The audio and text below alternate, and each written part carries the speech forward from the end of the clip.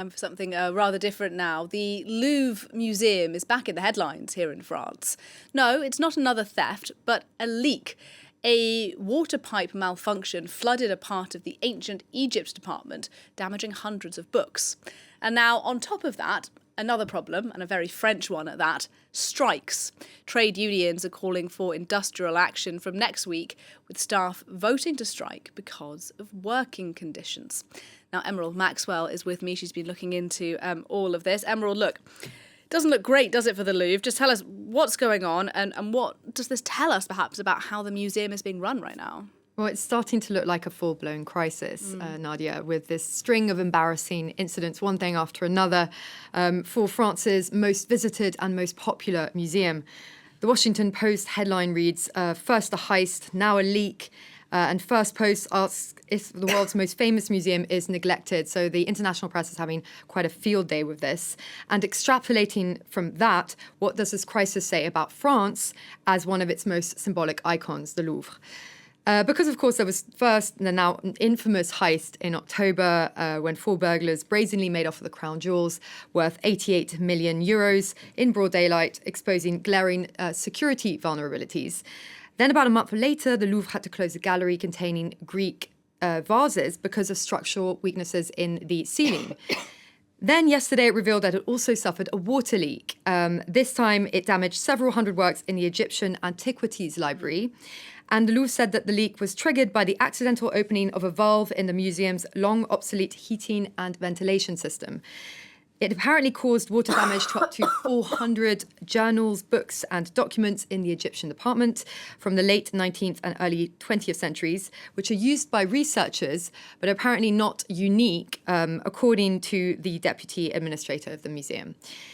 Each damaged volume must now be dried, paid by page, and sent for restoration. The incidents highlight that it's not just security that's a problem, but also the dilapidated state of the museum. And it puts additional pressure on the Louvre government-appointed boss, Laurence Descartes. And then, if that weren't enough, staff today calling for a rolling strike starting December 15th, which is no coincidence because a lot of their grievances are these very same. The dilapidated state of the building, a lack of sufficient staff, technical failures, and they accuse the museum of ignoring these building priorities. Let's take a listen to a union representative. Once again, essential work has been postponed, and it seems likely that budgets were reallocated to other activities that we consider to be secondary. So the Louvre, in short, is in dire need of repairs and modernisation, and that, of course, requires funds, which is why this strike comes at a bad time, because, of course, it's one of the busiest periods for the museum, run up to the Christmas and New Year holidays, and it's, of course, disappointing for tourists too. Let's have a listen. It's bad for tourists who come to Paris because it's an iconic Parisian attraction to visit. It would be a shame if we came all this way to visit it, but I think it's important to respect the rights of the workers. Okay, so Emerald, just give us a sense what it is that the museum is doing now to try and fix these issues. Well, an administrative inquiry was launched after the robbery, and its findings are due to be announced on Wednesday. That's according to the Senate Culture Committee's website, which also states that further hearings are scheduled in this case, not least of the director, that Laurence Descartes I spoke about earlier. She will be questioned again on the 17th of the month, after she was first questioned on the 22nd of October. She called the robbery at the time an immense wound that has been inflicted upon us and said she'd offered her resignation, but it was refused.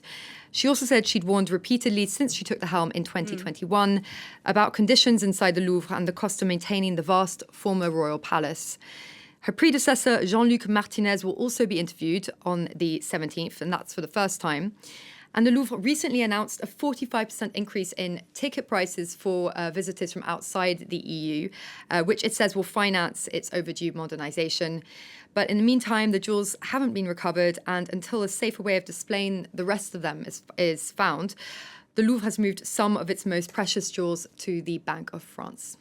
All right, Emerald Maxwell, I suspect this is a story we will keep watching. Thank you very much.